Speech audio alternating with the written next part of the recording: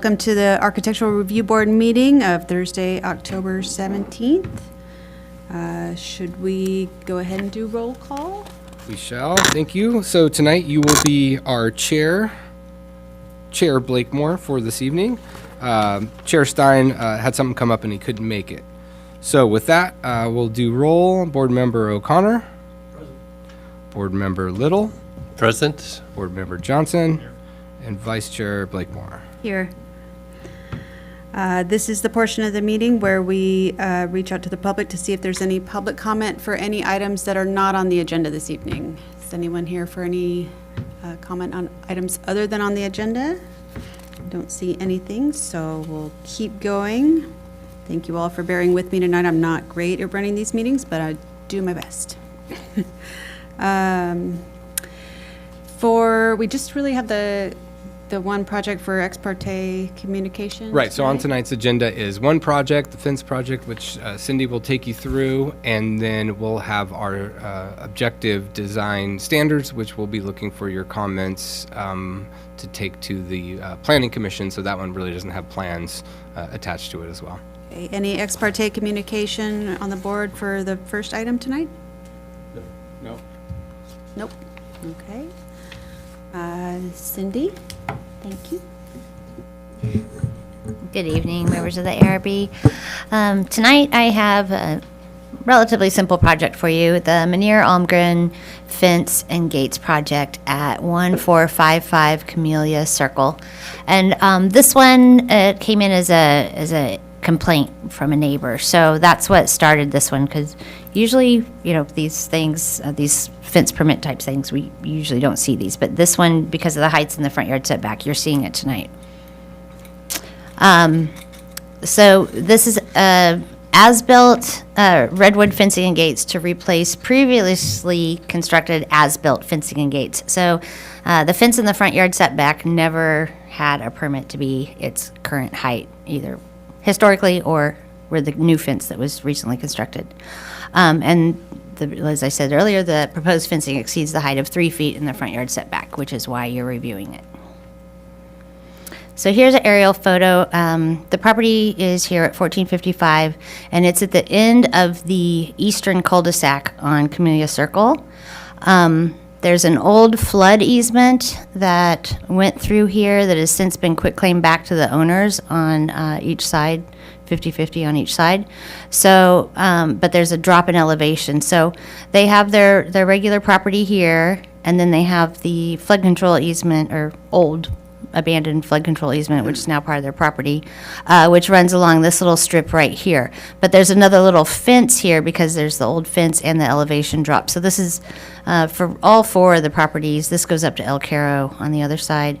They have these little, like, long, skinny, basically storage areas on their property. So that's why there's the double sets of parallel fences here, and then the neighbor has it here, and you can see up here there's an RV and over here. So for context, where the fence we're looking at today is down here on Camellia Circle, and here's the end of the cul-de-sac. Here's the fence in question that is exceeding the height of 3 feet, and then there's the gates here that have been reconstructed. But these gates originally did have permits to be in this location at the heights of 6 feet and 6.83 feet, as well as this fence here along the property line had a permit to be 8 feet in height. So what we're looking at is the replacement stuff. So here's the old fence that was replaced. You can see here's the original gates that go into the backyard. This is a double gate with the horizontal redwood planks. Here is another single gate opening to that little abandoned easement area. Single gate. And then you see here the redwood fence starting here at 3.75 feet or 3 feet 9 inches here in front, and then it steps up to 5.7 feet, and then up the highest part is 7.67 feet, and then it runs into the 8-foot fence. So it's these stair steps here next to the sidewalk in the front yard setback. And then here's the proposed fence and gates, which mimics what was there before, very similar in the heights with the stair steps. Again, the 3.75 feet, the 5.7 feet, and the 7.67 feet up to that 8-foot fence. And then here's the gates, which you'll see in a better picture in a minute. And here's looking just dead on at the at that gate right there. And here's from another angle, just like looking at the step up and the context with the neighbor's yard. And then here's the replacement gate. So this one remained a double gate as originally constructed, but now the redwood is horizontal boards instead of vertical. And then here is the new gate, and that is now a double gate, also with the horizontal fence board. Excuse me, horizontal boards, and then they're framed, redwood framed, both of them.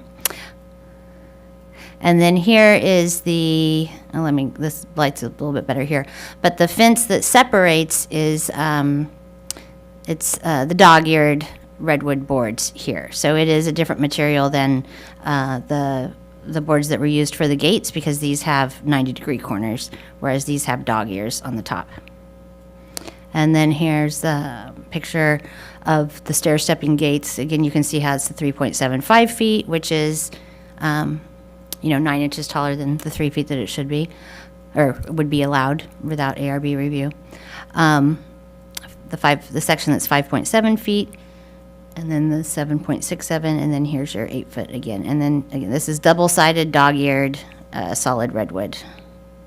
And you can see that on this side, so it matches on both sides.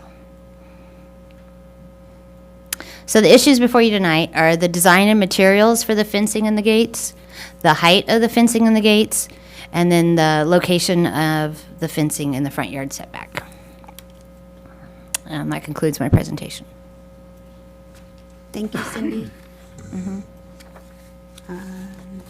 Do we have any, should we take public comment next? Applicant? Anybody? Come on up, Sure. and if you can just push the green button there when you're ready, and just state your name and go from there.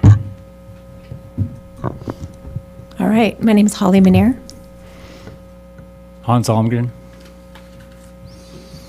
Is there any particular comment we should make, or is it kind of free-flowing, whatever we want to say? Okay. Entirely up to you. If you just want to kind of give the context of why me you're to here, start? and Start. We're here because a neighbor complained about the fence, and I don't really know why he complained. It's kind of odd to me that he complained. It's been a great neighbor to us for many years, and I don't know what's going on with him, but I hope he's doing well. If you have questions for me, I'll answer them. I don't know what else to say. Okay. Well, I'd like to say a few things. So Cindy did a great job of summarizing everything. Thank you, Cindy. We built it as it looked, as Cindy said. It's very similar to what it looked like previously. There were issues around just it being old, and it was the fence and the gate that we inherited when we purchased the property, and we've been there since 2007, so it was time. We've replaced many fences on the property, and this was another one just for us to do. There is, and I think I put it in the pictured Word document here, there is a rather large mobile home at the back, and one of our purposes in having it at 8 feet is we don't particularly like seeing the large mobile home in our back. No one does.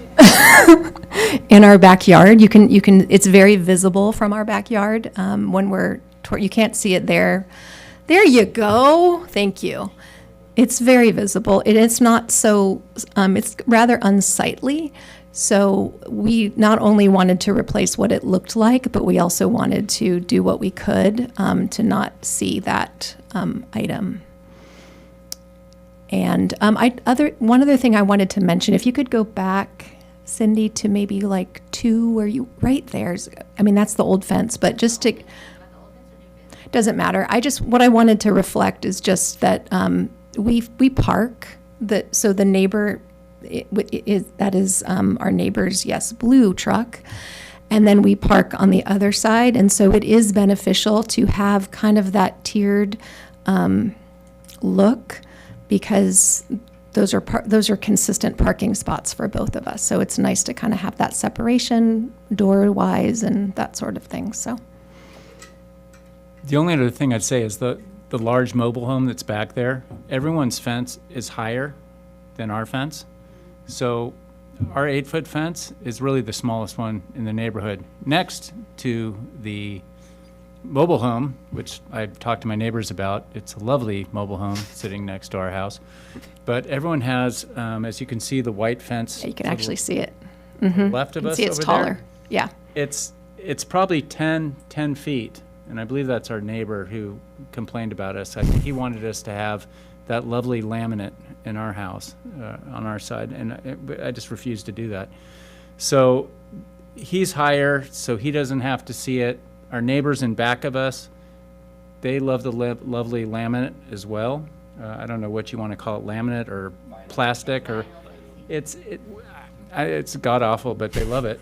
And so they all have it up really high, and so they can't see this camper, and yet we only built ours 8 feet, and we're here before the board, and yet we still have to see the lovely camper. But there's not much we can do. I've talked to them about it. I bring baked goods, wine if needed, but they don't want to move it. So that's where we are. Thank you. Thank you. Do you guys have any questions for Cindy or for the applicants? Well, just for the staff, so other than the 9-inch being higher than 3 foot allowed, what parts of the fence are illegal? Put it that way. Exceeding the 3-foot height limit in the front yard setback. So for the first 20 feet of the yard, which, let me find the one, Which goes to where? to here.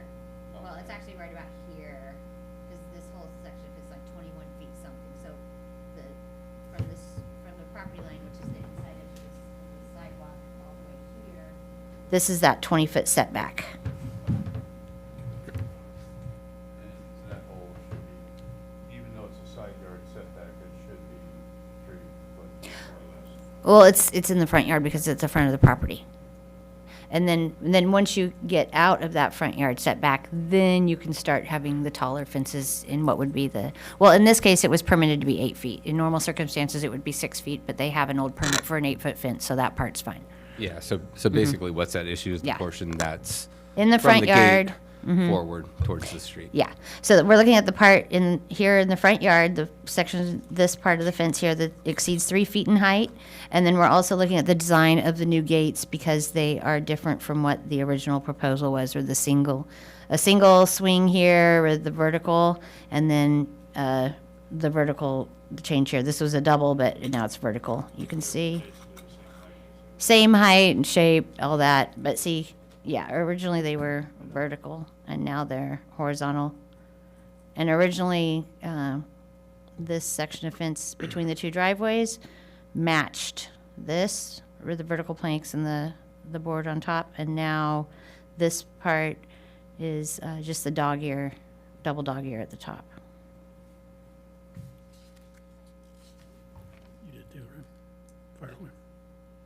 I think I had the same questions that Richard also had. So just basically from the gates to the street is the part that's unpermitted. Correct. And the 8-foot portions in the back were already permitted. Yes, that was just a replacement of an existing permitted 8-foot fence. Okay, thanks. Yeah, that's all in line with my questions too. I guess the other question I would have, did the neighbors document their complaints? It came in through the GoGov portal. Okay. So yes, it's documented. Yeah, I didn't see that. Are they complaining about the front or the back? Well, the front fence, no, I'm sorry. Yeah, yeah, it's actually. The complaint, which the complaints are anonymous, the complaint came in about the construction of the fence, is what the complaint was about. It was construction of a new fence in the front yard and the gates. Okay, are we ready to make comments? Public comment. Public comment. Shoot, I almost forgot that. Public comment? That's why I'm here. Yes, please.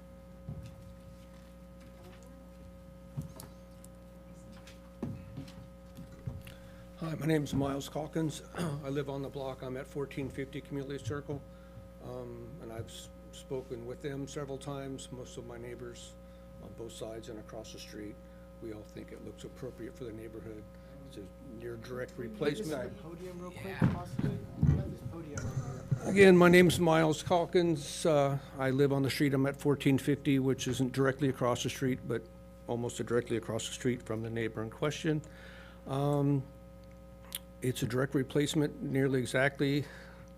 Yeah, that's the corner house. That's the car that's parked right there, the silver car. That's not mine, but that's in front of my house, correct. So, and again, speaking with all the neighbors that are close, we all talk to each other.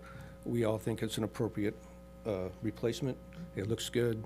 One of us actually talked to the contractor looking to hire him because he's doing such good work. So we all, again, the neighbors that are within walking distance all think went well. So we were real surprised when we heard there was a complaint about it. All right. Miles, can I get the spelling of your last name, please? Calkins, Calkins. Perfect. Thank you. Any other public comment? No, we'll bring it back. Oh, is Zoom? there a Zoom comment? Thank you. Thank you, Vice Chair Blakemore. There is no public comment on Zoom. We got it. We got to check. Gotta have We it got to global. check. I appreciate the reminder. Thank you. All right, we'll bring it back to the board. Patrick, do you want to lead us off? Yeah, sure. I'm in support of the fence. Just to cut to the chase, I'm loath to have people reinvest, when something was there and they just basically replaced it as is. So I'm okay with that. I think it's a nice looking fence. I am curious about the rest of it in the back. I mean, the burden of visual impact, maybe even more than the RV. That looks like mountains back there too. So I suggest you think about moving ahead like your neighbors have. Why not? Thank you. Richard? Little? I'm okay with the difference as far as the gates and the fencing material. I don't find it, obtrusive or anything. My only concern is just that the front portion of the fence there, as far as being, higher than what is, approved and allowed. And I know that even my neighbor, when I first moved in, the city asked him to shave down the top of his fence because it was inside the setback requirements. So I would like to see, a part of the front of the fence just brought down a little bit to the 3 feet. Just the front portion from, I guess, the second tier, which is a little farther back. I'm fine with having it okay there.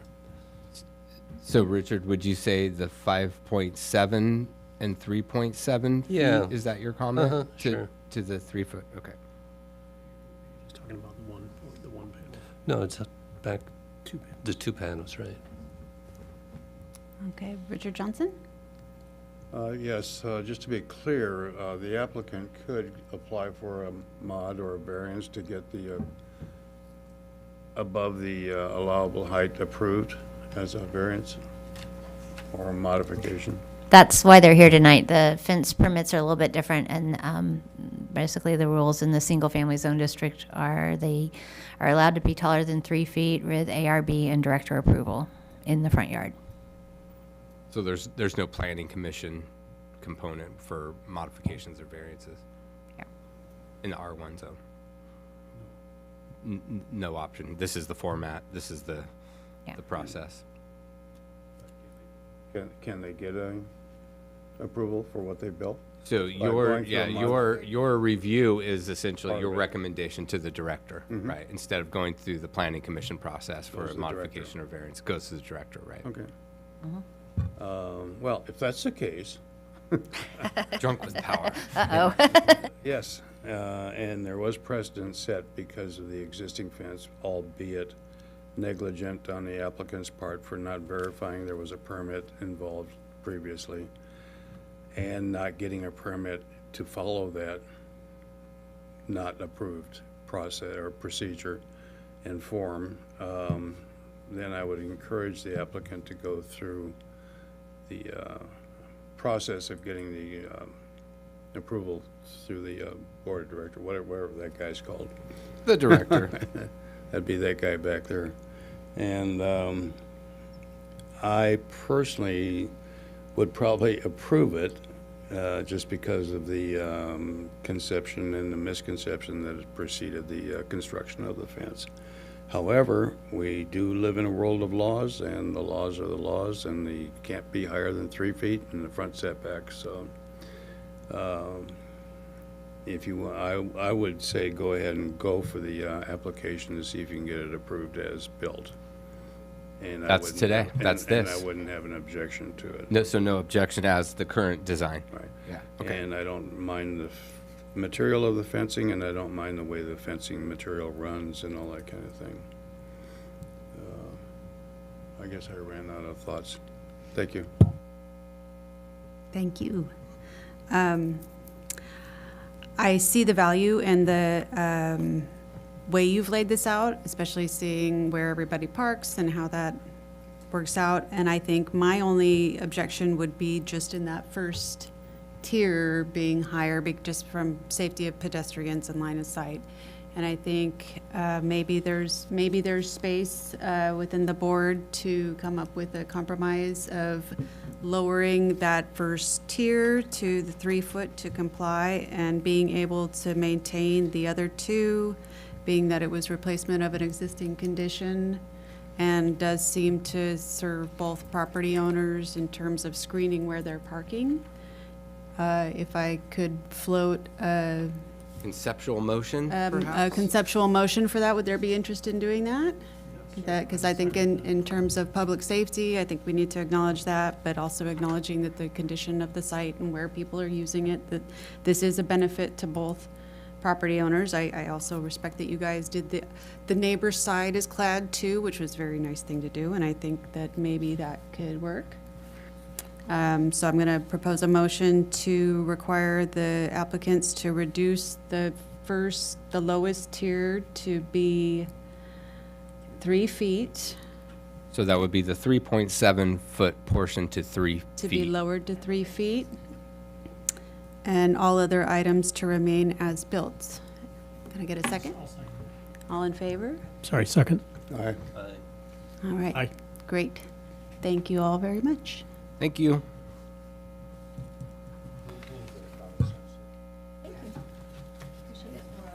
Thanks for your service. Good job. Thank you. Yeah, no problem. Okay, next item on our agenda, the objective design standards for multifamily residential and mixed-use developments. Brian, is this you or is this Cindy? It is not. I am a spectator. Oh, lucky you. This will be our long-range planning Oh, and team, Nick and gets we to even sit have on- the director That's- here to oh my supervise gosh. the presentation. Thank you, Miles. Good to see you. Keep y'all in line. I know. Okay. All right, keep up the good work. Thanks. Nobody else is doing this. I didn't want to say that.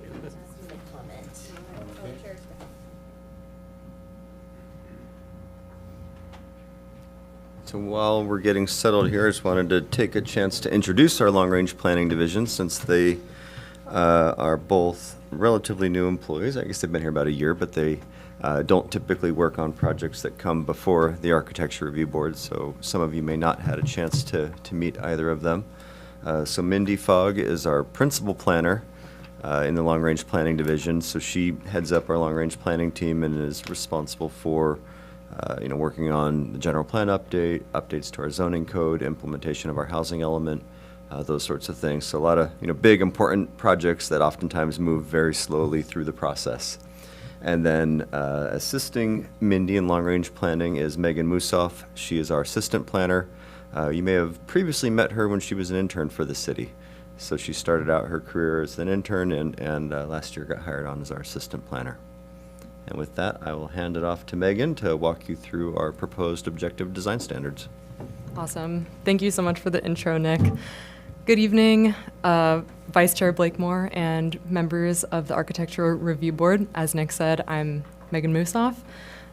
Mindy's helped me prepare this presentation for tonight on the proposed objective design standards for multifamily residential and mixed-use developments. Just an overview of what we'll cover in our report tonight. First, we'll talk a little bit about what objective design standards are and why we're proposing to implement them in the city. Then I'll run through what topics are covered by the objective design standards, or ODS, I'll use that as the acronym. And then I'll highlight a couple of particular items that staff identified for the ARB to provide some comments or feedback on. So quickly, let's just cover what are objective design standards. Objective design standards require that there be no personal or subjective judgment made by a public official. So these are things that can be measured by a number or a percentage, things that are uniformly verifiable via an external benchmark or criterion. And ODS are increasingly deployed by jurisdictions throughout the state in response to state housing laws, these laws that require the ministerial or streamlined review of housing projects. And objective design standards help supplement the sometimes limited development standards that exist in the zone district itself. So the objective design standards are part of our implementation of Program 1 for the city's 2023 to 2031 housing element. And this Program 1 is to accommodate adequate sites in the city for the regional housing needs allocation. And so our implementation of Program 1 consists of three components, you might call them. One is to select sites in the city to rezone. Second is the development of a new mixed-use zone district. And third is to create a set of objective design standards. And so tonight, we're asking your board to review this third component, the objective design standards. The objective design standards would not apply to every single project in the city. Primarily, they would apply to all projects in this proposed mixed-use zone. However, they would also apply to any SB 35 projects or builder's remedy projects, and these are those kinds of projects that under state law require ministerial or streamlined review. So now let's get into what topics are covered by these objective design standards. I'm not going to go over every single standard in the draft that we provided you with. I'm just going to highlight some of the key areas. But as staff was assembling these ODS, there were a couple of standards that we wanted to get the ARB's input on. And so I have a slide with all of these discussion items at the end, and these are marked in the presentation with this thought bubble icon. You are, of course, welcome to comment on any of the objective design standards, but these are just ones that we thought could particularly use additional feedback. The development standards that are in the zone district, they create the box that a building can be in. So these are things like height, setbacks, lot coverage. But these design standards for massing and articulation start to articulate how the building starts to look in terms of some of the larger elements. So this is similar in focus to size, bulk, and scale, which I know is something that your board discusses often. Some of the highlights from this section, the standards would require that developments use different colors, textures, and materials to define vertical layers of the building, creating an identifiable base, middle, and top to the building.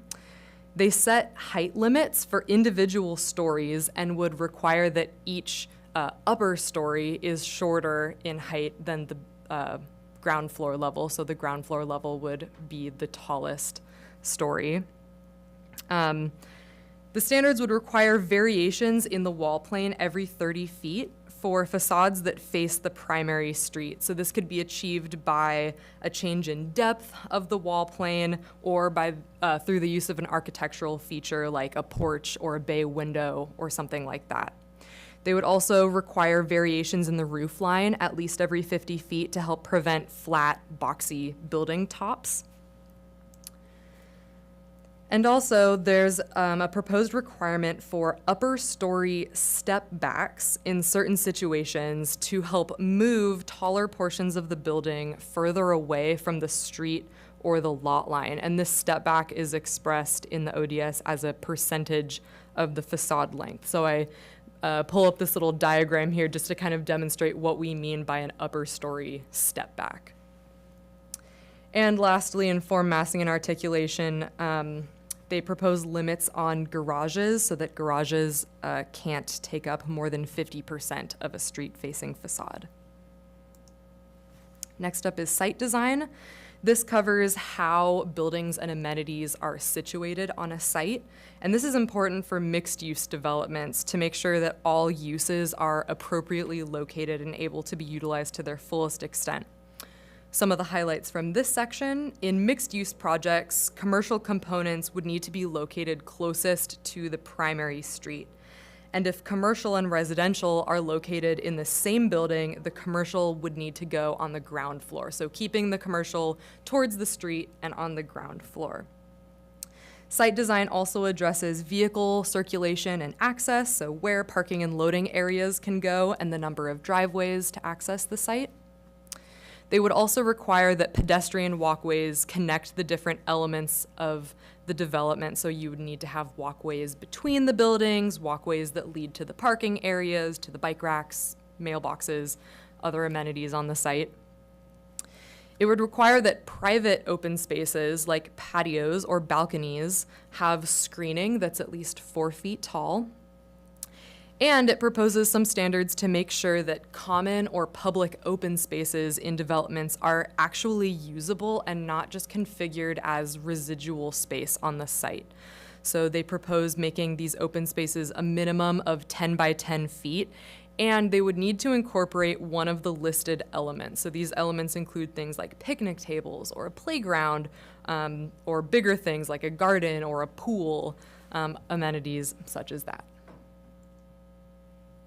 Utilitarian elements are mechanical or interactive components of projects that serve a purpose beyond just aesthetics. Some of the key components of this section, there are requirements for bicycle parking. There would need to be an inclusion of pedestrian amenities in front of commercial spaces between the building and the street, such as benches or shade structures.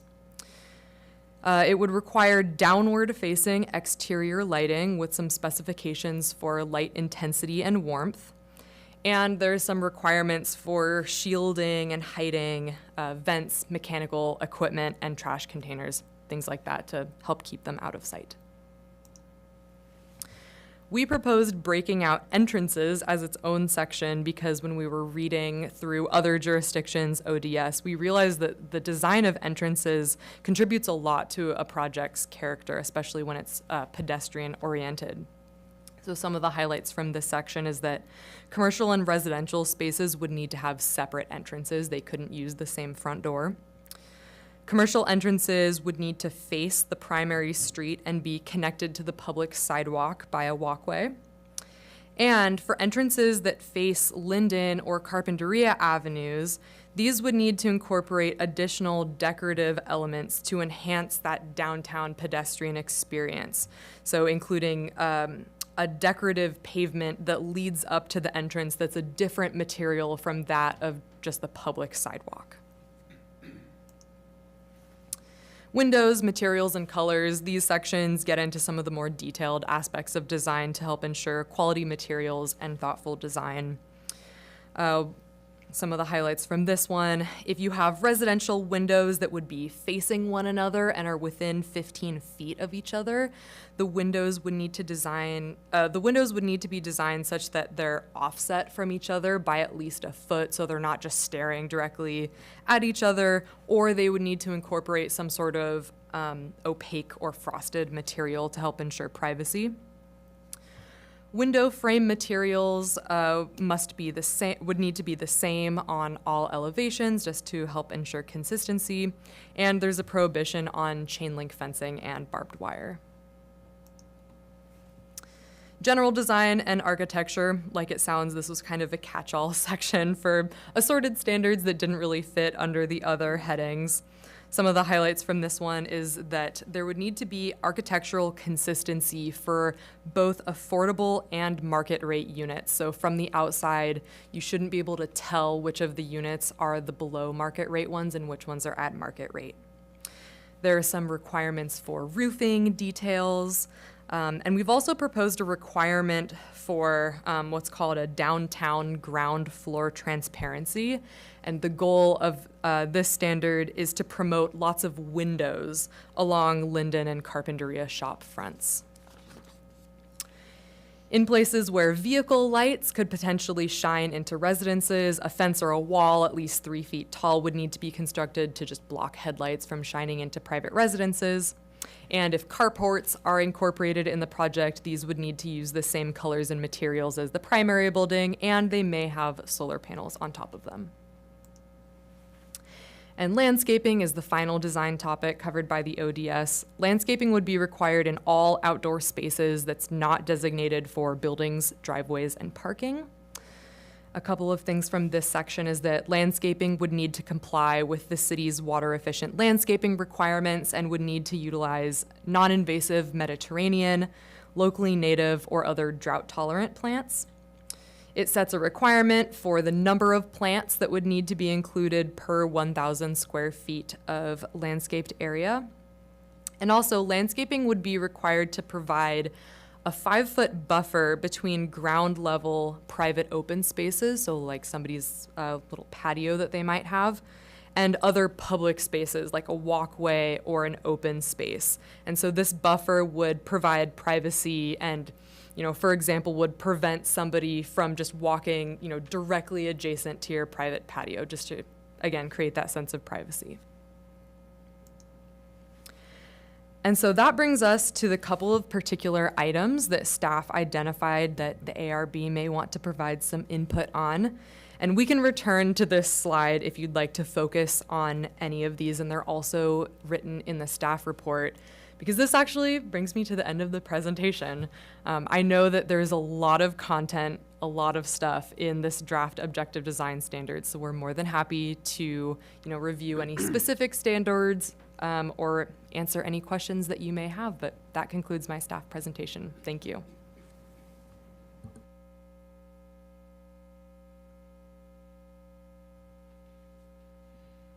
Thank you. Do you guys have questions? Yes, I do. First of all, nice work, Mindy and Megan. This is a really important document, really. It goes without saying, relative to the housing element, relative to the general plan, all the things that, this will impact. It's important to get it done. Make a couple observations and then ask maybe some clarification on background that I've found but don't completely understand, and I think we've got all the right people here to educate everybody. The first thing I thought about was the proposed mixed-use development zone, if I get that right. And Mindy was helpful enough to send me some information, so ex parte I did sort of look into what the status of that proposal of those mixed-use zones are, because we tend to look at structures and properties and things, and this is all about that, but it didn't show what those mixed-use ones are. So there is in fact a list, and there's a bunch of background in the housing element that shows you what those proposed sites are.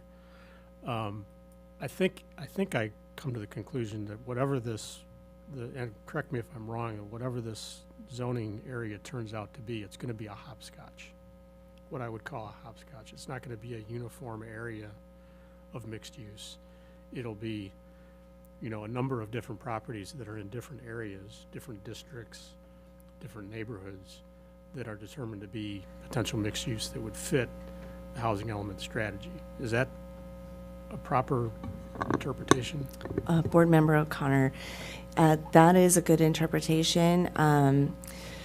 We are still working on exactly what we're going to be bringing to the Planning Commission, but we are hoping to have this a recommendation to the Planning Commission on November 4th and get their input. And not all of the sites in the housing element will be recommended by us, but the Planning Commission certainly can pull from all, there are 19 sites, not individual parcels, but there are 19 sites that are groups of parcels. Right. And we think that we'll have around half of those recommended to the Planning Commission for this initial rezone in order to get compliant with the state. Yeah, and that was going to be one of my other comments too, as part of this, it might even be called fast tracking, is to get to that point. There's other elements, that's the right word, that we got to get done too, so that we're compliant, so a bunch of stuff doesn't get triggered. So I get it that there's a plank we're walking down here that we got to get moving on. Based on that, my other observation in both the general, or the housing element and in the, what's it called, the Sandag handbook, what's pretty prominent right up in front of both of those is the notion of density. And I don't see that very prominent in the summary in the staff report. In fact, it's so prominent in the two places I saw it. It says that this objective design criteria, if I get it right, is the only opportunity to control density. Now, I think that's pretty heady language that for a document that's not actually legal, or not yet legal, but it certainly tees up the importance of it, that this can be the place where we can manage density. So I think there's 3 or 4 places that I'm familiar with that I think I suggest we put some focus on as you think about taking it to the commission, is things around lot coverage. The language is inconsistent and squishy, is what I would call it, in a bunch of areas around lot coverage. And we've highlighted in different forums things like being able to include square footage of non-buildable space in lot coverage calculations, things like that. If this is the place where we can tighten that up, then let's take advantage of it and tighten it up. And that's, I think, a big part of what is density.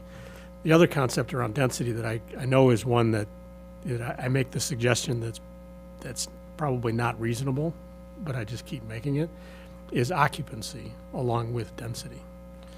A lot of the stuff that is likely, and this kind of tees up another question, a lot of the stuff that's likely to happen on these properties is there aren't going to be scrape and rebuilds.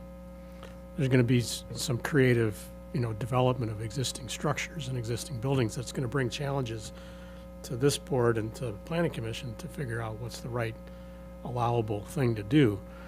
And occupancy is one of those things that falls in the cracks, so to speak. A project is built for 4 beds and there's 8 inside there, And I know that that's hard because state law washes away, the ability to control occupancy as a factor of density. But this is what we're talking about. I think an owner of some of these properties is more likely to do a remodel, so to speak, of the existing structure. Because you can't put a gun to their heads to make them do things on their property, but you can incentivize them. And I think this is, again, the place where you can start to go beyond just the traditional, stuff that we do as an ARB and tighten up some language that's an opportunity. Having said all that, I think those kinds of thoughts is what was intended to be addressed by a joint committee that never met. And I appreciate the fact that we're under the gun, but there was a committee that was formed intending to do this very thing, is to tease these things out. And it was a joint committee between ARB and planning, the Design Development Review Committee, and it was Chair Stein and myself, and and then a couple of people from the Planning Commission that didn't get a chance to meet. And I think I understand the background well enough. I'm not wagging my finger at anybody. But if we can squeeze it in, I think you'll get some good input. Lots of things happened. You guys weren't in place. COVID was happening, and there's just all sorts of reasons why we're in a tight time zone, timeline here. So I would encourage we still do that if you possibly can. Might I suggest that it seems like we're getting into comments rather than Yeah. questions, so we Yeah, take our public, no, it's fine I wanted to have the conversation, but make sure we get our public comment, or our public comments in if we're going to move right in. Are there other questions? I have Board a member? question just on, you had mentioned that you have certain projects that are going to be recommended for the mixed-use zone. Does the property owner have an option on this? Or whether or not they want their properties moved into this type of a zone? It can be done without property owner support, but we are inviting all property owners to come and give their input, let our decision makers know if they do or do not support it and why, so that that can be part of the public process.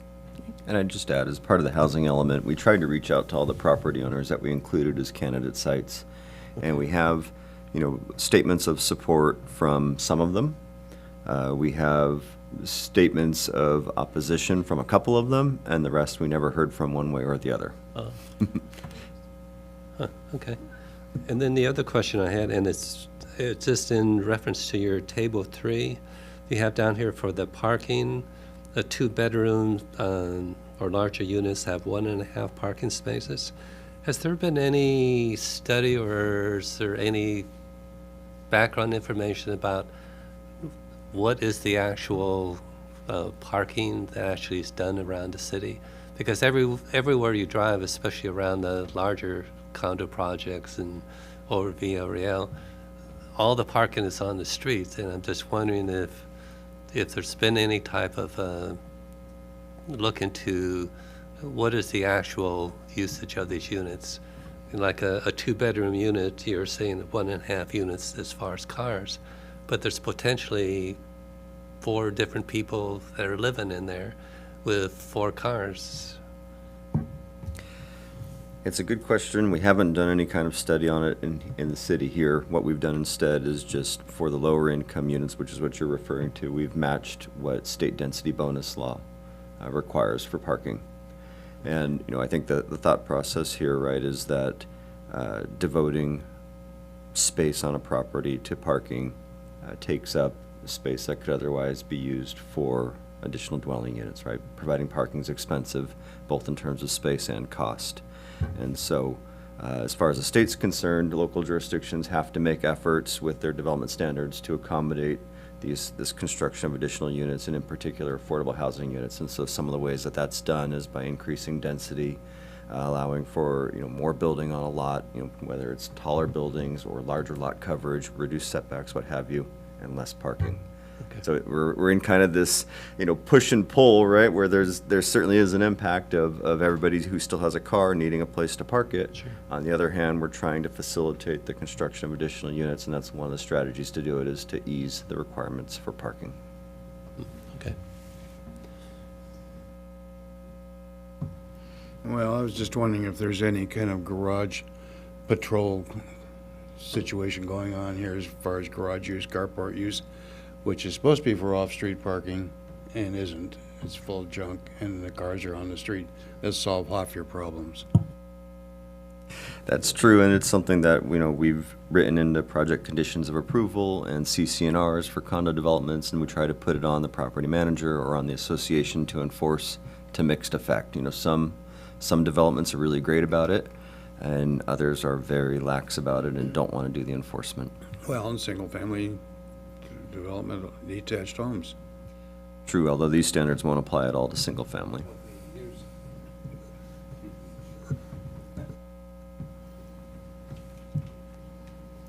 that all our questions? Put it out to public comment. Come on it.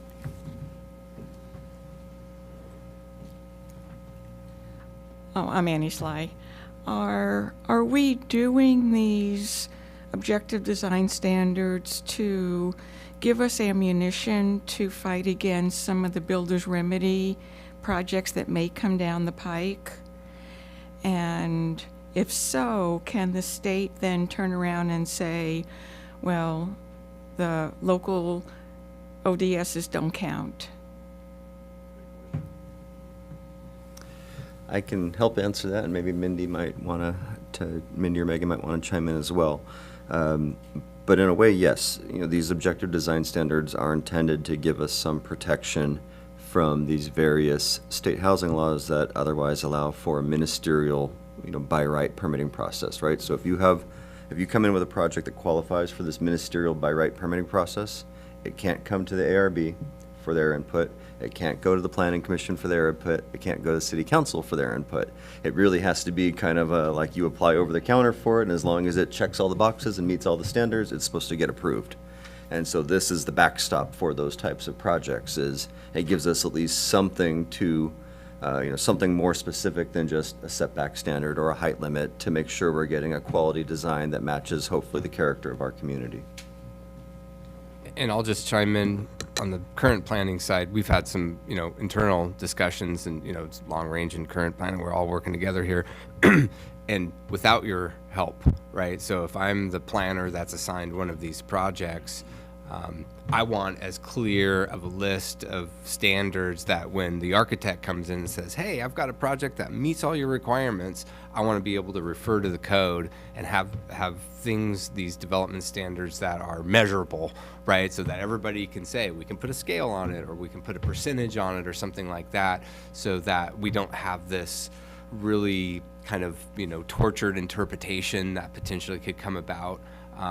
So that we can say, like, as the current planning focus on the project, we can say, okay, did you meet this standard? Okay, percentage, step back, distance, roof form, window locations, or design styles of doors and windows. So we can say, okay, this is meeting all of the requirements, because we can't rely on your board to do that heavy lift for us. What about the second part of the question?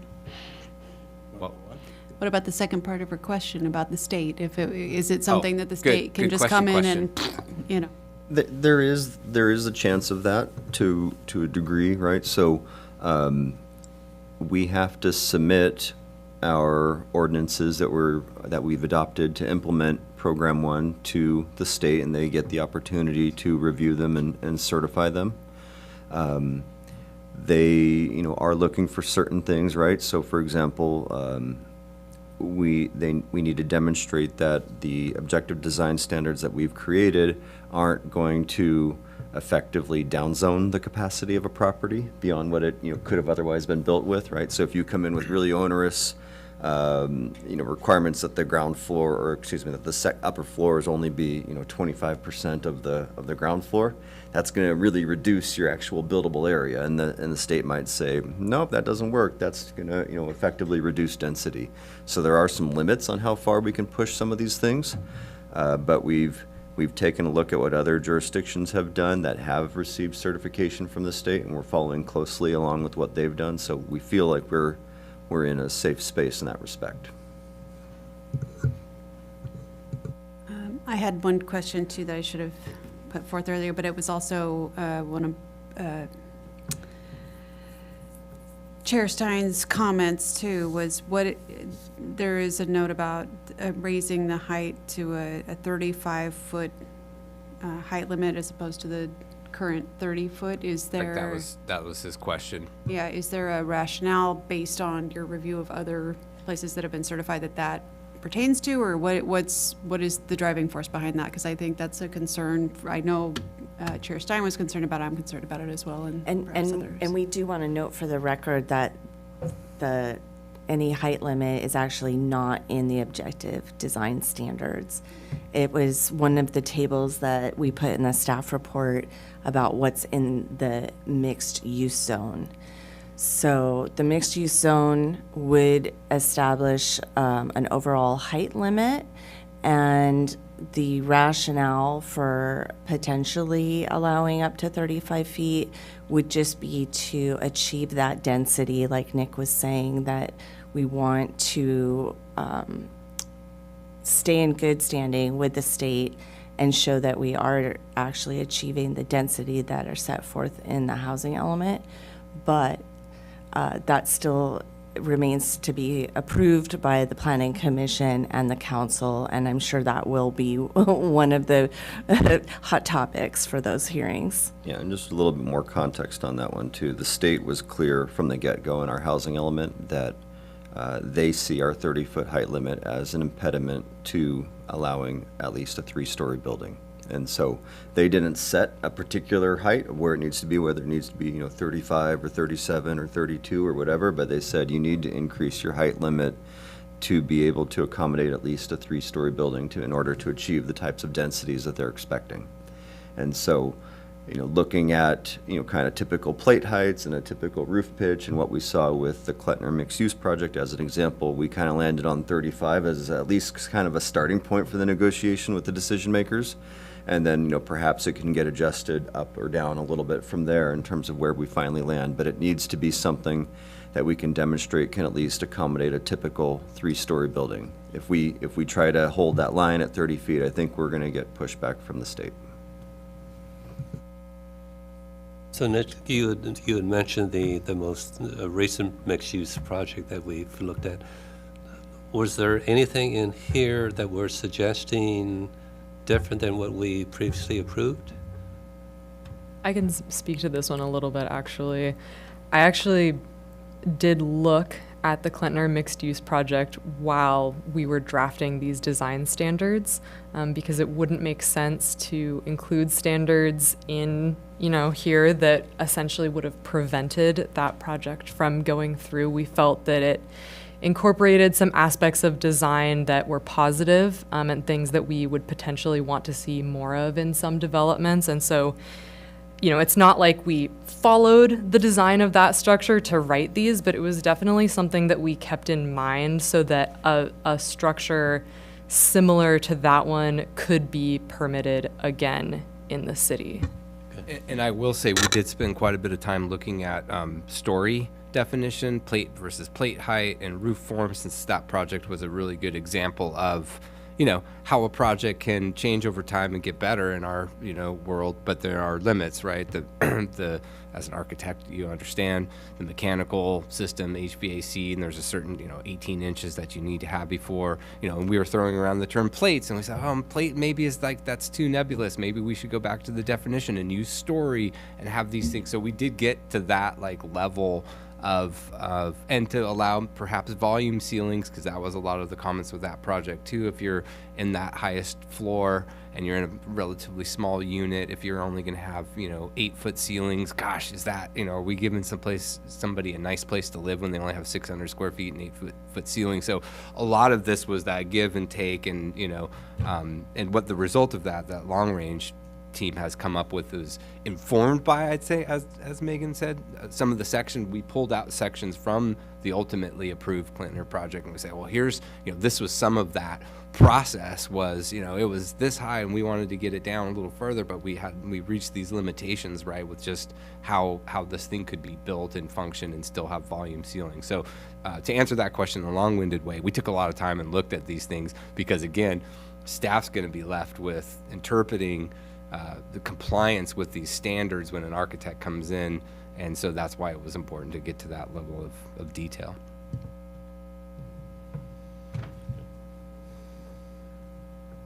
Thanks for all the information. What do we are just simply providing feedback and comments at this Before we point? do that, I What do wanted to just make sure we don't have anyone on Zoom for Oh. public comment. And then I wanted to Even circle you back remember and I don't. to Board Member O'Connor's questions or comments. Thank you. Is there anyone on Zoom? Thank you, Vice Chair Blakemore. We have no public comments over Zoom at this time. Thank you. Yes, please. Just make sure your green light's on, Annie. It's on. I know we have to keep the state happy, and there's been a lot of conversation and mention about the state. And I know that we're out of compliance with the housing element, as a lot of jurisdictions are. It's my understanding that we won't be in compliance until the 2 parcels that we plan to rezone have been rezoned. I'm wondering how long that might take and what the holdup is on that. And also, is there anything else besides that that's keeping us out of compliance? Because it seems like if we are in compliance, then we have a better, then we won't have to deal so much with this housing remedy stuff. I can take a stab at answering that one, and Mindy, feel free to help. So, first off, there's more than 2 parcels or 2 sites that we have to rezone. We've identified 19 sites that are potential candidates for rezoning. We need to rezone enough of them to provide, what is it, like 15 or 17 acres? At least 14.6 is the, but that's without the buffer. That's without So the buffer. The state also makes you add a buffer, which is closer to 17. And then when we combined the minimum rezone sites, we came out to about 20 acres. Yeah, so, right, so we've got a shortfall that's equivalent to, let's say, 15 acres. You got to add a certain amount of buffer that gets you another couple acres. And it's up to us to, kind of, in the Planning Commission and Council, to select which sites to reach that minimum acreage that we're short. If we get those rezones adopted and approved by our city council, according to the letter that we previously received from HCD finding us out of compliance, that would satisfy our requirement and get us into compliance here, at least initially. That being said, there's a number of other programs called for in the housing element that we also need to continue to make progress on. And if we don't make progress on those throughout the rest of this housing cycle, then we run the risk of, at some point in the future, falling back out of compliance. So it's unfortunately not just a one and done exercise. It's a get this first step done and gain certification, and then continue to make progress on all the other steps that are behind it, programs 2 through whatever it is, to remain in compliance for the remainder of the cycle. And I think part of her question was just the timing of this rezone process, which we are aiming to as soon as possible. So if not by the end of this year, by January of next year, to have those rezones submitted to the Coastal Commission for their certification. And while the Coastal Commission is reviewing, to have Housing and Community Development, HCD, look at it and certify us, because that can be done even without the Coastal Commission's final approval. And that's what we're aiming for.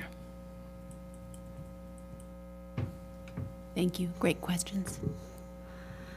Okay, so what do we, where do we go from here? Do we just provide our feedback on the specific items? Is that? At this point, you're welcome to provide any feedback on any of the objective design standards, but if you would like to provide input on the specific ones that we've noted, they're here on the slide or they're also in your staff report. These are kind of the ones that, for lack of better words, we want a little help with. So if you have any specific input for these ones in particular, we'd love to hear it. And I just say some of them are easy, right? In our standards, it's like, you have to have pathways that connect the different. Okay, I think a planner that's assigned to that development project would get this. I think the intent here is some of these are the ones that are more that need that critical eye and that design sense, and your experience that could help inform us. And I don't know kind of if this is easiest, but if we want to all look at the design standards, I can point you to a page so that you kind of have an idea of specifically what we're referring to in these questions. If that sounds agreeable to you all, just let me know. Okay, Board Member Johnson, do you want to go first? No, I don't know. Anybody over here? Patrick, there you go. I think we few pretty more well, things to say. I think the concept is good, and I think the details in the concept are highlighted and are pertinent. There are massages to each one of those items in there that would go on for 16,000 hours massaging, so I don't think this is the venue for that. But I think the concept to start from is sound. And maybe just to quickly Fair enough. quickly just to respond to that, right? I think our intention here at this point isn't to get these perfect. It's to get these good enough that we have, something on the books that we can hold projects to. And then, down the road, after we've received certification of our housing element and we have a little bit of breathing room, if there's a need for it, we can always come back and revisit these at a later time and refine them and add to them or take away from them, whatever we find is necessary as we have a couple projects go through this process and we see what works or what isn't working. Bigger picture, right, we have intentions down the road of continuing to develop objective design standards for other parts of the city and for other types of projects. So, this is the most urgent one, so is to, hit these rezone sites and these other types of, multifamily residential projects that could qualify for these, streamlined permitting processes allowed by the state. But down the road, I think we want to create objective design standards for the rest of downtown Linden and for, kind of the downtown and beach neighborhoods for these smaller, 2 and 3 unit type projects. And maybe eventually even for kind of the office park developments down at the east end of town, but those are, less urgent. So those are, kind of future projects once we get some of this other stuff off the table.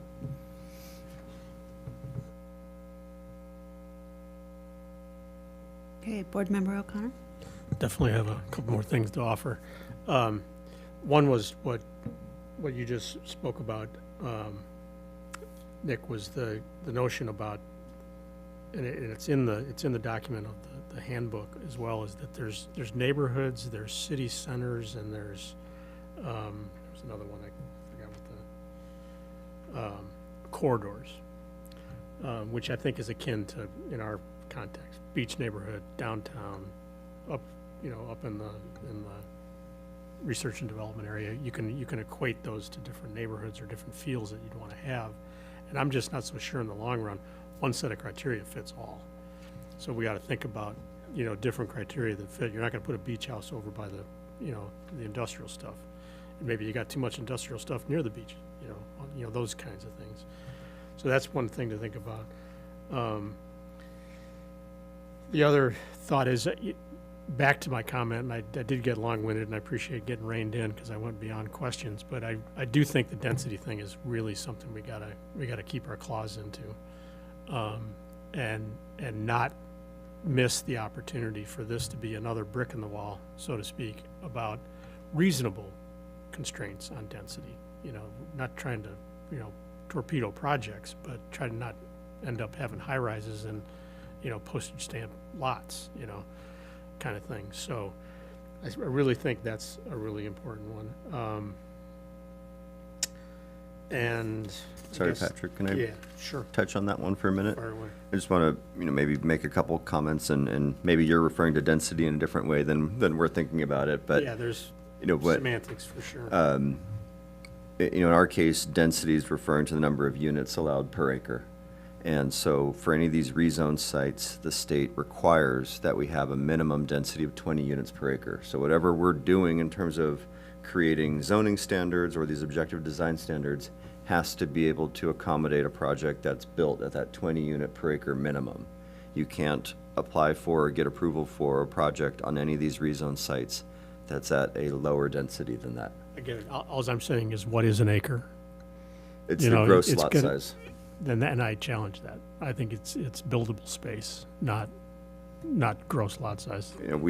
That's my. I mean, that's a bigger effort to go back and kind of retinker with how the zone code defines some of these things. We're working off the existing definitions as they stand now across the city in the zoning code. Right.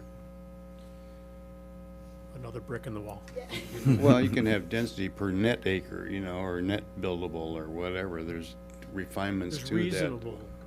Right, but again, we're working off of what we have in the zone code currently that applies citywide, and rather than trying to craft a new definition of density or net lot area for this particular zone district. Well, the same holds true for mixed use. I mean, you just can't say, a unilateral title of mixed use will go on this acreage or this lot or this series of lots over here until you define what the hell's mixed use. Right.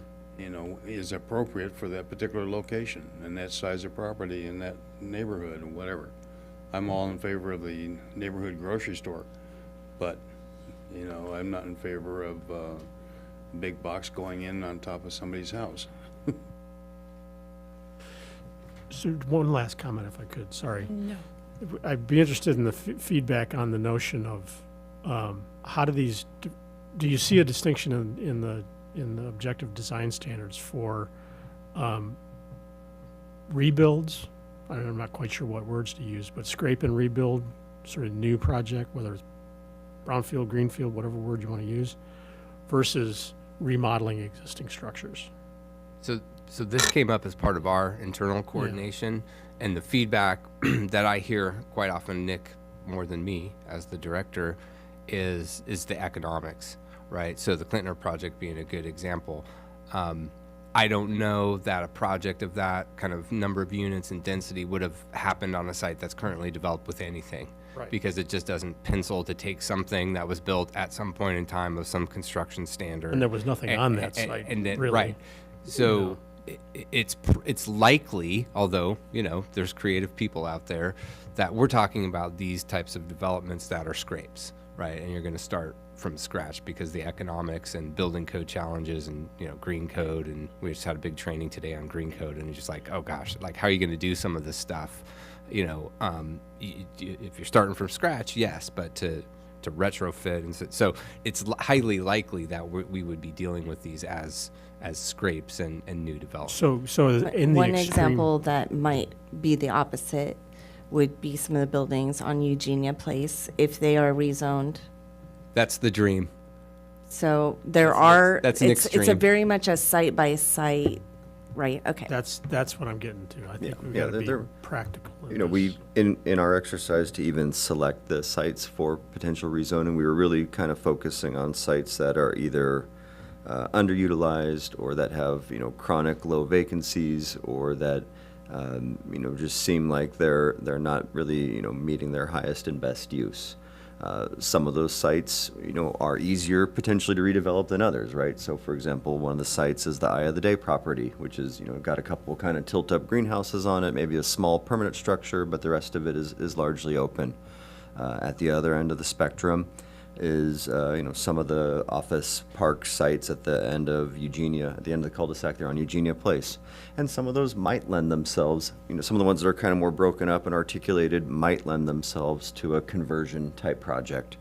And in that case, I think they probably could still meet all or most of these objective design standards that we have. I don't think it's likely that we're going to see a project that tries to take, say one of the tilt-up warehouses over in the Industrial Research Park that might be a candidate for rezoning and somehow convert that to a residential use. It doesn't work to meet code requirements and everything else.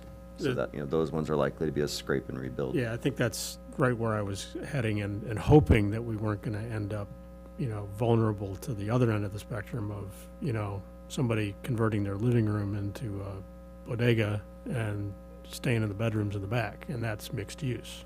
Is that, we got to be careful we don't open Pandora's box. For this particular exercise, I think there may have only been, a couple of individual properties included that have even an existing residential unit on them. There's a few. There's a couple. On Carpinteria Avenue, there's a couple there. Multiple, lot Yeah, there's, sites. most of There's some them houses are, on 'em. yeah, most of them are commercial. Yeah. Either entirely or, predominantly. Board Member Little, did you want to have any questions or comments? No questions. Should we, we're doing comments at this point. Are we in the comments? Comments, Right. yeah. I I keep shouldn't have getting- said. Graduated. I We've shouldn't have said graduated questions. to I've comments. blended them together. Yes, Yeah. comments, please. Question about barbecues?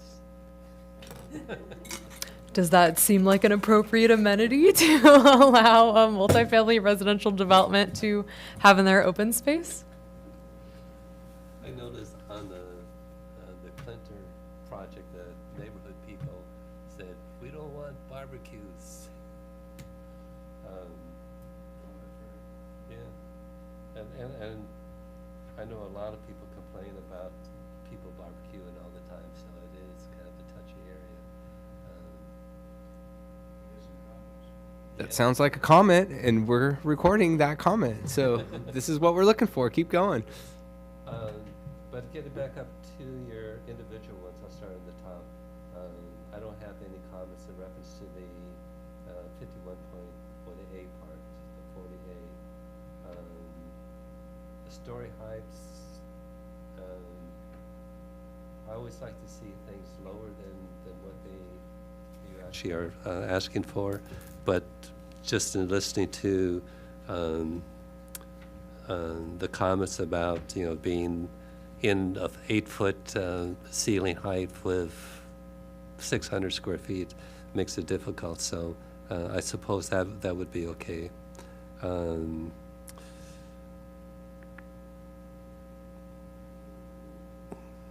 The roof styles, I'm fine with that. The 2-foot setback to create significant enough variation in massing at ground level. A larger setback, I think, a larger setback would be a better idea on that. The upper screening, the 4-foot, I think is sufficient. I think anything higher than you really get to the boxy area. So, and that's it as far as comments for now. I think I had a couple others, but the changes in the roof line variation. You had every 50 feet. That seemed like a long distance to go.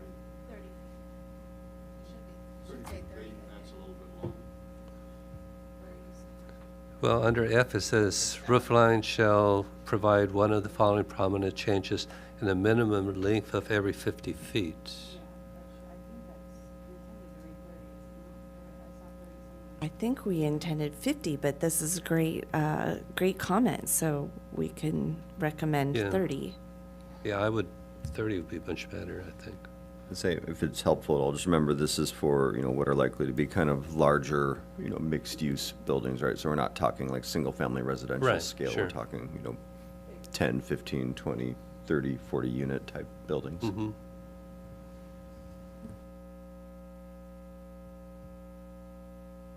That being said, if y'all like 30, we're happy to to move forward with it. Well, But I these just- are good comments. Let them roll. Start Yeah. there and I was gonna say, this is actually the kind of This is- detailed feedback that This we is the were stuff, hoping to yeah, get. that we were hoping to get. You don't want my big broad brush? ¿Qué más? You're gonna get it anyway. Any more? Did you have more? Not to be A pushy. question on the roof open space located on the building rooftop shall be a minimum of 15 feet away from any property line. On the, on the Palms Restaurant, on the rooftop, are they 15 feet from the edge? I think they're 15 feet from the property line. Yeah. Probably not on the north side. They're probably right at that. On the other sides, on the Linden side, on the 7th Street side, on the Yucca side, they would be, but probably not on the north side. But in that case, they've got, they're the commercial buildings built right up to each Right, other. So, right. but probably that's good. That's a good comment. Yeah, probably not all the way around. And Megan or Mindy, was the intention here to, thinking about kind of just privacy considerations of Yeah. like, right, or you don't want a rooftop deck looking down on maybe your neighbor's Sure. backyard or what have you. Right, yeah, So maybe- essentially. Maybe there's a way for us to just clarify then that this standard would apply when, the adjoining property is residential in some capacity or something along those Privacy's lines. Right. Privacy's at risk. Okay. Okay.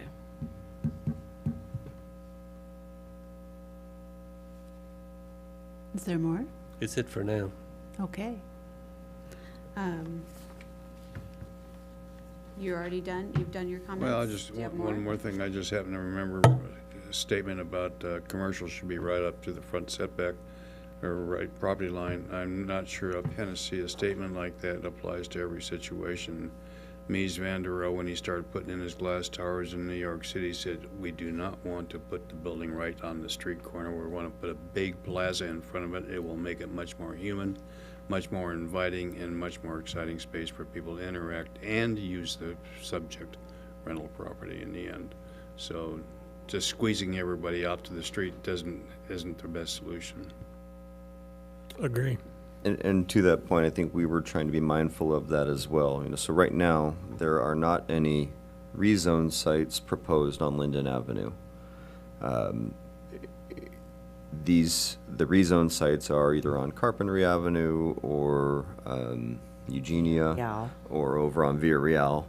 That being said, right, we kind of crafted these design standards with references to Linden Avenue in the event that somebody, developer comes in and tries to leverage some of these other state housing laws that might allow for one of these streamlined, mixed-use type projects to occur on Linden.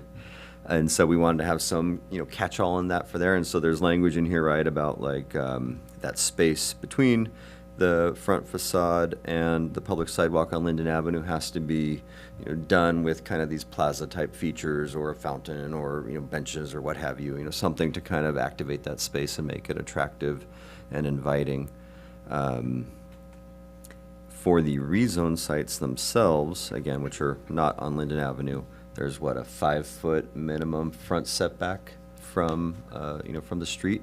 And then on Via Real, where we have a little bit different, kind of vernacular and character, I think we've increased it to a minimum 15-foot front setback from the street. That is correct. That's what's proposed in the MU mixed-use zone district. I have some comments. Just going through your list, I do think the 35 max, understanding where you're coming from in terms of appeasing the state, I think is smart. I would love to have some sort of stipulation that this is beyond my scope of knowledge of how to get, because we often allow equipment and other things to extend beyond that, and now we're talking things that would be upwards of 40 feet, which just seems a little excessive. So if there was a 35 max, perhaps that could be 35 max and not allow for further projections on that if possible. Roof styles permitted to exceed, I would say no. 2-foot step back, I think that's enough variation, because I do think if you start pushing more and more, you are going to run into problems with perhaps saying, like, now you're stifling development. Screening, upper story screening in private spaces, yes. Barbecue grills, no, I don't think so. I think it is a problem, and as much as people are getting upset with smoke from fireplaces and those types of things, I think it makes sense to not promote that type of thing because it tends to be annoying for people. One comment more on what I know what I'm talking about on the landscaping portion with the ground cover. You're saying to sized and located to cover at least 75% of all landscape areas. We should include some sort of, is that at maturity? Is that at installation? Just kind of clarify what that should be. I would say on the number of plants, you could bump up that 5-gallon number to 20 5-gallon plants, because, 5-gallon plant install is going to be not a whole lot. And I think you could, for 1,000 square feet, you could certainly do 20. And one thing that I think Chair Stein and I both kind of harp on, because we've both had experiences with it, is specify some sort of allowance for saying that you cannot install trees that are going to have invasive root systems anywhere and where there's going to be any sort of city infrastructure that has to be maintained, like the Tipawana-Tipus on Linden Avenue. And Vice Chair Blakemore, Yes. and I don't know with Nick and the long range team here, would that be something like where we would reference back to some sort of standard? Again, I'm imagining myself as the planner, so it's like Sunset Garden Guide, or do we refer to the city street tree list, or Yeah, do we? I don't think you have to get to that level of detail now, but if you had any thoughts, because I'm like imagining myself with this project, trying to process it. I think it would be possible to generate a list of, like, don't use these. The Tipawana-Tipu. That's actually probably the better way. It's like, because these are the prohibited trees, and then if they're not on the list, they're pines, okay. It's all the ones that have been a problem in the local, That would be helpful. municipalities lately, and I think we should learn from our mistakes and not do it again. Am I hearing Board Member Blakemore volunteer to create us the list of I second that here. I see how they are. of trees to avoid for us to include? I'll take suggestions too, yes. All right. Have we provided the feedback that you were looking for? Thank you Looking at- very much. Looking at you, Yes. Megan, are we good? This Yes, is well, Yes, Megan, I have an one other answer question. to One all the other thing, questions. well, Megan, He's in not your done either. presentation, you were talking about for garages cannot exceed 50% of the frontage. Has the city ever looked at approving tandem parking? Yeah, you know, I just trying to figure out how to answer this one. So right now, the zoning code doesn't allow it. There are a few examples where it has been allowed or granted with a modification or a variance. Even, in fact, what we did one just recently, last month? Yeah, the Conchaloma lot In split. Conchaloma for a lot split, where it was the only way to accommodate, you know, the 2 required parking spaces on We were site. thinking that 2 in tandem is better than just 1. You know, I think it's something we can certainly look at and consider. I don't know that we're ready to, you know, I mean, I guess we could consider applying it right now to just these, you know, this new mixed-use zone district, and then down the road, consider, you know, expanding it more broadly to be applicable elsewhere in the city. It's on the list, it's one of those things we've never really, you know, it hasn't been a high priority to kind of And I dig think into. as Nick was explaining, we're not envisioning these to be these smaller properties. Sure. You know, onesie, twosies, kind of, you know, duplex, beach neighborhood kind of things that we see where maybe that would help them. Yeah. Santa asked- Barbara's actually approved lifts inside of a garage to make them 2 stories. We so they have- drive, I've park seen underneath. those. We have one here in the city that was done voluntarily. It was a, you know, a private residence, and he was a car collector. He restores classic cars, and so he's got a couple lifts in his garage so he can have, you know, 4 collectible cars instead of just 2. And we've had a couple developers over the years talk about coming in with a proposal that would utilize a lift. And I think, you know, we could accommodate one, you know, within our zoning, provided that it, you know, is one of those types of lifts that doesn't require like moving one car out of the way in order to get the next car out, right? If it's on some kind of a carousel program, I think that would comply with our zoning, right? Our zone code just says something to the effect of, you can't have a parking space where you have to move another car out of the way to get to it, and that's why tandem That's is right. currently prohibited. But a lift that doesn't require that would work. I would add that we do explicitly permit tandem parking with ADUs currently. So that's also another application where it's currently being used in the city. I was going to mention that too, and then I thought, well, no, because your guys aren't reviewing ADUs. Now we start going down that road again. Didn't want to See, go if- there. If you had the tandem parking, that would solve Richard's problem of people just storing their junk and never parking a car in there. So if you had tandem, you could at least get one car in the garage. We could consider adding that into the mixed-use zone district point. standards as part of the parking Better, standards. one's better than none.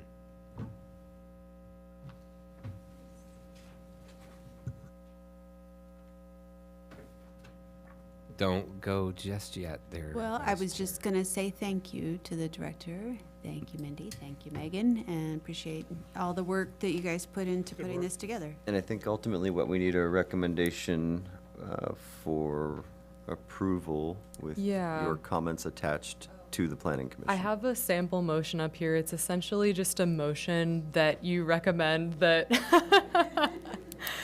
just a motion to recommend that we move forward with the objective design I recommend standards. that staff move forward with the proposed objective design standards with our comments. I'll second that. All in favor? I'll second that. Aye. Aye. Thank you all. Yeah, it's hard work. Okay, now, the We're minutes. almost done. Did Yep. everyone look at the minutes? Yep.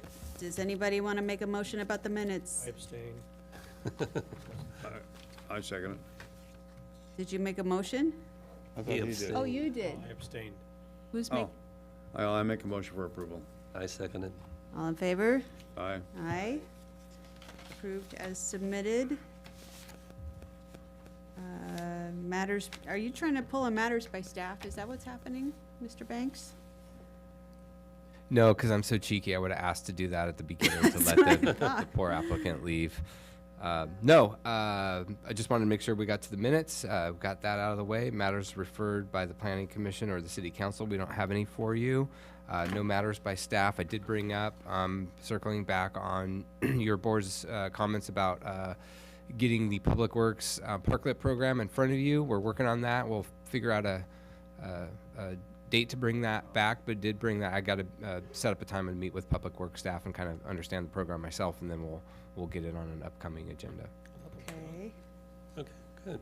And then when is any matters by board members? Anything? Good? Nope. And next board meeting is? Next board meeting, so in your honor, Vice Chair, we canceled the Halloween meeting. You know, people want to go enjoy with their children. Yes. And we figured that would be lightly attended. Yes. Anyway, so that one's canceled. So our next meeting's on the 14th. We do have 2 items currently agendized. Chair Stein indicated that he will be able to make it to that meeting. Is there anybody else that might not be able to make it? I should be here. I'll be there. Should be here. Awesome. Thank you all. All right, we are adjourned. All right. Thank you. Thank you, guys. That's okay. Yeah.